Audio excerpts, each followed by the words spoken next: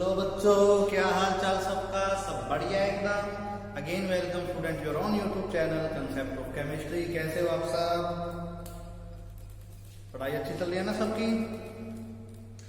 तो जैसा कि हमारा बीएससी थर्ड सेम एल्कोहल का चैप्टर हमारा चला हुआ है और लास्ट वीक तक हमने स्टडी किया था कैसे एल्कोहल का मॉलिक्यूल था, केमिकल प्रॉपर्टी शो कर रहा था। वहां पर हमने आर पॉजिटिव को एक बार अलग किया था, OH नेगेटिव को अलग किया था। हमने केस क्या किया था बच्चों? पहले केस में आर पॉजिटिव और OH नेगेटिव को हमने अलग से स्टडी किया था, ठीक है। इसके बाद हमने क्या किया था? आर नेगेटिव और H पॉजिटिव को अलग से स्टडी किया। ये बच्चों हमारी पहली दो रिएक्शन थी जहां पर हमने आर पॉजिटिव OH नेगेटिव को अलग से स्टडी किया था। उसके बाद हमने आर नेगेटिव और H पॉजिटिव को हमने अलग से स्टडी किया था। लेकिन जो आज का हमारा टॉपिक है, यहां पर हम ROH पूरा का पूरा मॉलिक्यूल यूज करेंगे एल्कोहल का। कैसे एल्कोहल का पूरा मॉलिक्यूल है, जो फार्मूला है ROH, कैसी केमिकल रिएक्शन में यूज होगा। तो यहां पर हम मेनली 3 टाइप की रिएक्शन पढ़ेंगे और यही रिएक्शन हमारे डिस्ट्रीब्यूशन टेस्ट में भी आती है। तो मैं इसको डिस्ट्रीब्यूशन टेस्ट बोलूं, एक रिएक्शन बोलूं, कैसे प्राइमरी, सेकेंडरी, टर्सरी एल्कोहल जो हमारी होंगी, हम तीनों की बात करेंगे, कैसे वो रिएक्शन शो करेंगे। तो अगर मैं हमारे सबसे पहले टॉपिक की बात करूंगा तो हमारा पहला टॉपिक आज होगा डिहाइड्रेशन का। क्या टॉपिक होगा बच्चों? डिहाइड्रेशन। यहां पर मैं तीनों एल्कोहल की बात करूंगा, कैसे प्राइमरी एल्कोहल, कैसे सेकेंडरी एल्कोहल और कैसे टर्सरी एल्कोहल डिहाइड्रेशन के अंदर जाएगी। अलग अलग टेम्परेचर होगा। तो मैं आपको प्राइमरी, सेकेंडरी, टर्सरी तीनों एल्कोहल के बारे में बिल्कुल डिटेल में बताऊंगा। यहाँ पर 3 होंगे। डिहाइड्रेशन होगा, उसके बाद हमारी एक रिएक्शन आएगी जहां पर हम कॉपर का यूज करेंगे और एक और हमारी रिएक्शन होगी जहां पर हम इनका ऑक्सीडेशन करेंगे। तो हर रिएक्शन के लिए अलग है और सबसे ज्यादा इंपॉर्टेंट मॉलिक्यूल बनता है ROH, क्योंकि यहां से रिएक्शन सीधे भी पूछ ली जाती है या रिएक्शन कंप्लीट करनी भी आप लोगों को दे दी जाती है। तो आइए स्टार्ट करते हैं हमारा आज का टॉपिक। तो डिहाइड्रेशन में तो तक अपनी नोटबुक निकाल लीजिए और हमारे साथ जुड़ जाइए ताकि हम इसको कर सके, क्योंकि सारा का सारा खेल बच्चों यहाँ पर टेम्परेचर का है, ठीक है। अगर मैं पहली रिएक्शन की बात करूंगा जो रूम टेम्परेचर के ऊपर होगी बच्चों, पहली रिएक्शन हमारी रूम टेम्परेचर के ऊपर हो रही है, ठीक है। तो रिएक्शन में मैं यूज करता हूं यहां पे रिएक्टेंट में CH3 CH2 OH, ठीक है। क्या यूज किया? इथाइल एल्कोहल C2H5 यानी CH3 CH2 OH। अब कुछ नहीं कराना, इसकी रिएक्शन करानी है बच्चों H2SO4 के साथ, ठीक है। किसके साथ? H2SO4 के साथ। देखिए बच्चों एक बार, ये हमारा क्या है? H2SO4। देखिए 2 हाइड्रोजन है, एक सल्फर है और 4 ऑक्सीजन है, 2 यहां पर है, एक OH के साथ है। तो जब हमारा नॉर्मल रूम टेम्परेचर पर अगर मैं रिएक्शन की बात करूंगा तो नॉर्मल रूम टेम्परेचर पर क्या होना चाहिए? सबसे बड़ी बात यही है, जैसा कि मैंने आपको बताया कि यहां पर हमारा पूरा का पूरा मॉलिक्यूल यूज होगा। तो ये H2SO4 काम क्या करेगा? इसका मैकेनिज्म भी है, हम मैकेनिज्म को भी डिटेल में स्टडी करेंगे। तब तक आप देखिए डिहाइड्रेशन अपने टॉपिक का नाम लिखा है कि रिएक्शन के अंदर डिहाइड्रेशन होती है अगर ROH मॉलिक्यूल पूरा यूज होता है। तो डिहाइड्रेशन का मतलब क्या होता है? Removal of water. क्या मतलब होता है बच्चों इसका? रिमूवल ऑफ वाटर, यानी एक H2O का मॉलिक्यूल होगा जो यहां से रिमूव होगा। क्या होगा? H2O का मॉलिक्यूल होगा जो यहां से रिमूव होगा। तो ये हमारा H2 है बच्चों, OH निकलेगा यहां से बच्चों, ये होगा OH जाएगा एल्कोहल से, हाइड्रोजन जाएगा H2SO4 से, ठीक है। कई बार बच्चे क्या करते हैं, ये वाला OH यूज कर लेते हैं। मैं आपको बताऊंगा यहाँ पे ये वाला OH क्यों यूज हुआ। तो निकालिए बच्चों, क्या बनेगा? वाटर बाहर निकलता दिख रहा है ना, H2O लिख लीजिए। क्या बनेगा? CH3 CH2, ये लीजिए, यानी C2H5, ठीक है। और ये क्या बचेगा, ऑक्सीजन है, SO2 OH, ऐसे कैसे है SO2 OH।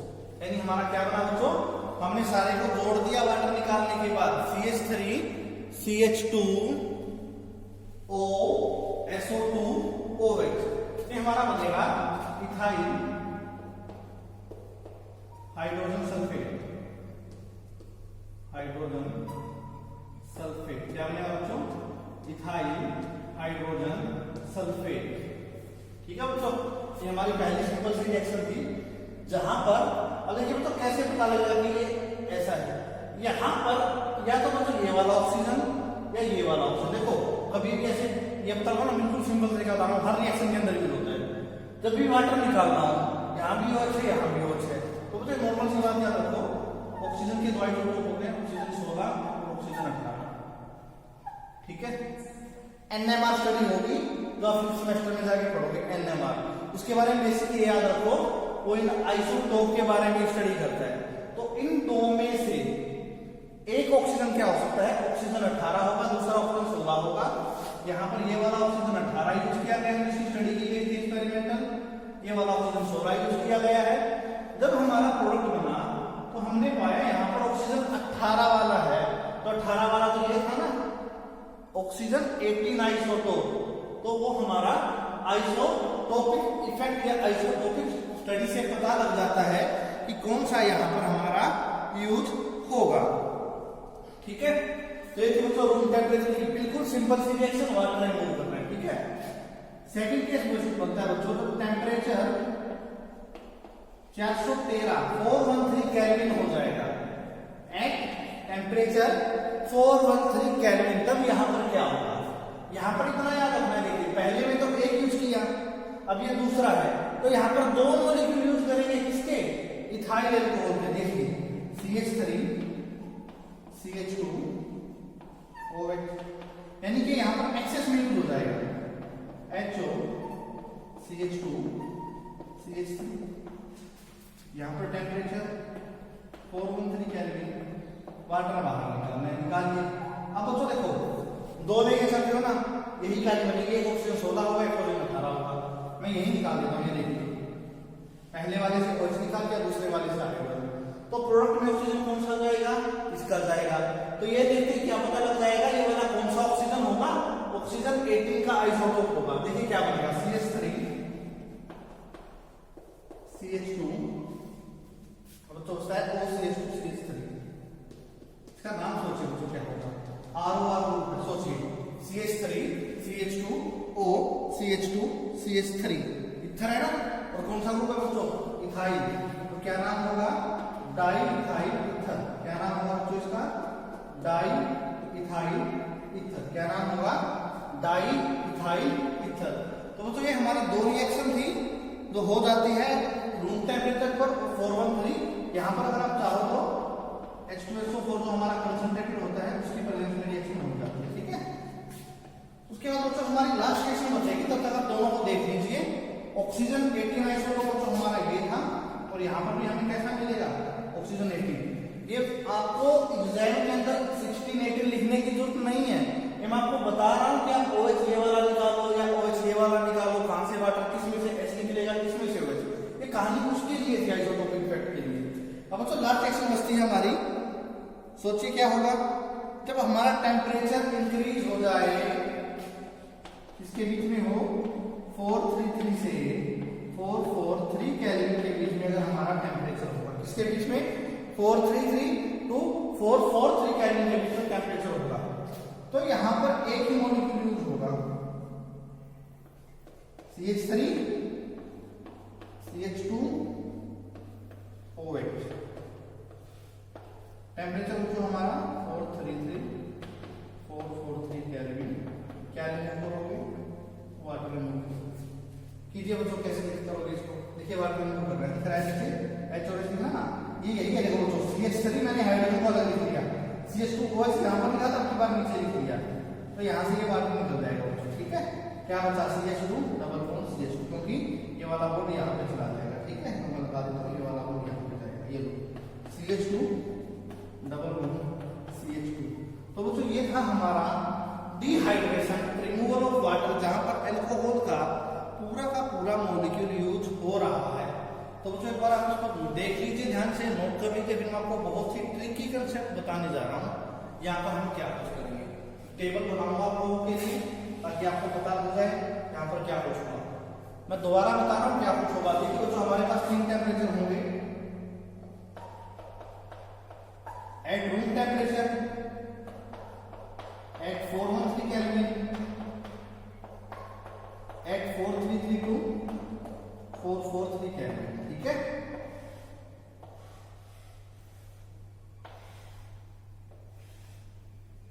ये मुझे टेबल बना लीजिए ताकि ये सारी की सारी समरी आपको याद रहे। देखिए बच्चों, जब रूम टेम्परेचर होगा, ठीक है, तो हमारे पास प्रोडक्ट होता है एल्काइल हाइड्रोजन सल्फेट। क्या प्रोडक्ट होगा बच्चों? Alkyl hydrogen sulphate. क्या प्रोडक्ट होगा? Alkyl hydrogen sulphate. फिर मैं आपको क्वेश्चन बताता हूँ कैसे होता है। जब हमारे पास 413 यानी 413 केल्विन होगा तो हमारे पास बनेगा ईथर। क्या बनेगा? ईथर बनेगा। जब हमारे पास टेम्परेचर और ज्यादा हो जाएगा तो बनेगी हमारे पास एल्कीन। तो बच्चों ये इसकी कहानी थी, समझ लीजिए, इसका मैकेनिज्म मैं आपको नेक्स्ट सेगमेंट में कराऊंगा, तब तक इसको दोबारा सुनिए। जब बच्चों रूम टेम्परेचर होगा, अगर आपको एक इक्वेशन देता है जैसे ये दे दिया बच्चों, ये लिख के, ठीक है, H2SO4 एरो के ऊपर लिख देता है और टेम्परेचर दे देता है 413, तो अपने आप समझ जाओ इसके कितने मॉलिक्यूल होंगे। तो रूम टेम्परेचर पर एक ही एल्कोहल यूज होगा। 413 के एक सेकंड में 2 मॉलिक्यूल एल्कोहल के यूज होंगे तो ईथर देंगे। और जब टेम्परेचर और ज्यादा बढ़ जाएगा 4332 443 केल्विन के बीच में, तब हमें मिलेगी एल्कीन। अगर ये टेबल बना लेते हो तो दिमाग में रहेगा, बिल्कुल सिंपल से। एक बार मेरे साथ बोल के देखो, टेम्परेचर रूम टेम्परेचर हो तो मिलेगा alkyl hydrogen sulphate. Temperature 413 kelvin हो तो क्या मिलेगा हमें? क्या मिलेगा? ईथर मिलेगा। टेम्परेचर 4332 443 केल्विन हो तब हमें क्या मिलेगा? एल्कीन मिलेगी। तो ये था हमारा छोटा सा सेगमेंट। अब बचता है इसका मैकेनिज्म। मैकेनिज्म में क्या कुछ होगा वो हम स्टडी करेंगे। तो 3 टाइप की अल्कोहल है, नहीं 3 अलग अलग टेम्परेचर पर प्राइमरी अल्कोहल के एग्जांपल लिए, कैसे क्या कुछ प्रोडक्ट बनेगा हमने वो देखा। तब तक आप इसका स्क्रीनशॉट ले लीजिए, उसके बाद हम इसके मैकेनिज्म पर चलते हैं। 1 2 3 टेक द स्क्रीनशॉट। तो बच्चों जैसा कि हमारा पहले वाला सेगमेंट था जहां पर हमने पढ़ा कि कैसे अलग अलग टेम्परेचर पर एल्कोहल अलग अलग प्रोडक्ट दे रही है, तो उसी बेस को हम एक मैकेनिज्म के थ्रू स्टडी करते हैं। ये 3 स्टेप मैकेनिज्म होगा, हम एक एक मैकेनिज्म का स्टेप करते चलेंगे। तो आइए बच्चों स्टार्ट करते हैं हमारा मैकेनिज्म। देखिए बच्चों, अगर मैं पहले मैकेनिज्म की बात करूं, पहले स्टेप में क्या होगा देखिए, CH3 CH2 O, सबको पता है ऑक्सीजन के पास 2 लोग हैं, ठीक है। अब बच्चों यहां पर तो हम कंसंट्रेटेड H2SO4 की बात कर रहे थे। कंसंट्रेटेड H2SO4 में से कौन आएगा? हाइड्रोजन आएगा। यानी कि सबसे पहले एल्कोहल का प्रोटोनेशन होगा। तो H पॉजिटिव कहां से आया? ये आएगा हमारा H2SO4 से। लिख लेना चाहिए नीचे, कहां से आएगा? H2SO4 से। ये अटैक करेगा ऑक्सीजन के ऊपर, क्योंकि पॉजिटिव चार्ज है, इसको इलेक्ट्रॉन की जरूरत है, और इलेक्ट्रॉन किसके पास है? ऑक्सीजन के पास है। तो यहां पर क्या बनेगा? देखिए CH3 CH2 ऑक्सीजन, एक हाइड्रोजन इसके पास था, अब ये हाइड्रोजन आके यहां पे लगेगा, ये नीचे लग जाएगा, एक लोन पेयर बचेगा। तो एक लोन पेयर गया, कम हुआ, तो कैसा चार्ज आएगा ऑक्सीजन पे? पॉजिटिव चार्ज आएगा, ठीक है। तो ये था हमारा पहला स्टेप, जहां पर एल्कोहल का प्रोटोनेशन करवाया और H पॉजिटिव आकर ऑक्सीजन के ऊपर ऐड हुआ और हमें ऐसा स्ट्रक्चर देखने को मिला, ठीक है। तो प्रोटोनेशन ऑफ एल्कोहल कंप्लीट हुआ। मैं बात करूंगा सेकंड स्टेप की, तो CH3 CH2 O जो वहां पे था ऐसे कैसे लिख लीजिए एक बार। अब ये बात सबको पता है, ऑक्सीजन के मॉलिक्यूल के ऊपर पॉजिटिव चार्ज नहीं रह सकता। यानी कि यहां से ऑक्सीजन है, इस कार्बन से इलेक्ट्रॉन अपनी तरफ अटैक करेगा ताकि ऑक्सीजन पे दोबारा से 2 लोन पेयर ऑफ इलेक्ट्रॉन हो जाए।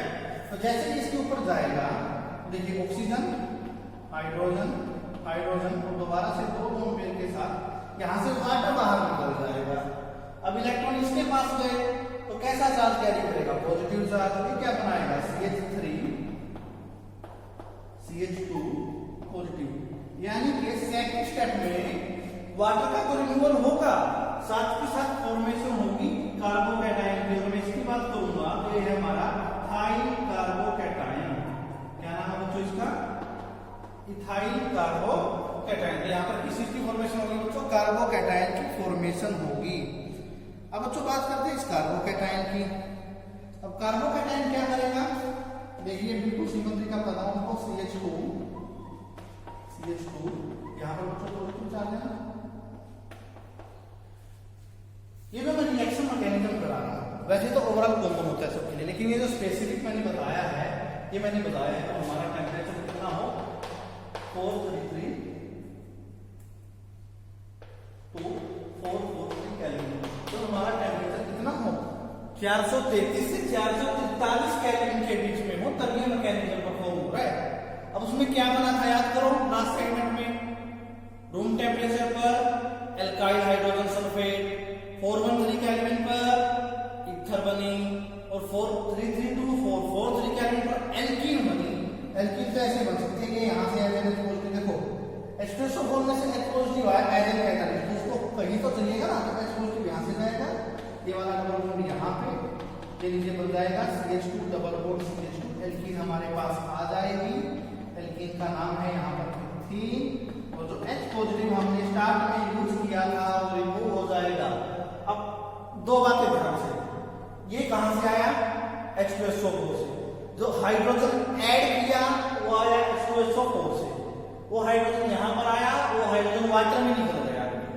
अब H2SO4 को दोबारा H पॉजिटिव चाहिए था, वो कौन देगा?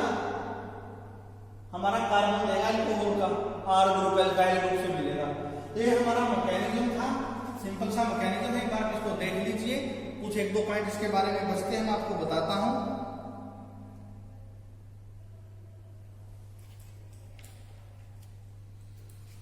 अब बच्चों अगर मैं बात करता हूं, देखिए कार्बोकैटायन की, ठीक है, तो स्टेबिलिटी की अगर मैं बात करूंगा तो टर्सरी कार्बोकैटायन स्टेबल होता है as compare to secondary and primary. ये कार्बोकैटायन की स्टेबिलिटी